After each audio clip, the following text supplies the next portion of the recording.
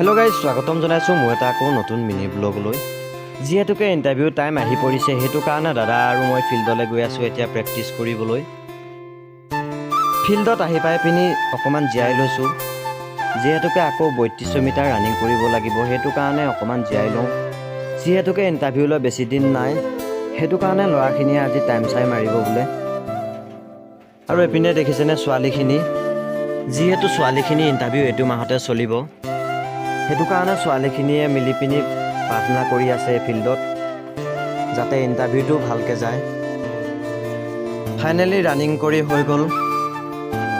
Running কৰি উঠি অকণমান এক্সাৰচাইজ কৰিলোঁ, আৰু এইফালে বোলে ছোৱালীকেইজনীয়ে কিবা প্ৰসাদ আনিছে বোলে, আৰু তাকে ছোৱালীখিনিয়ে মিক্স কৰি আছে। আৰু এইফালে দেখিছেনে চবেই প্ৰেক্টিছ কৰি আছে নিজৰ নিজৰ মতে।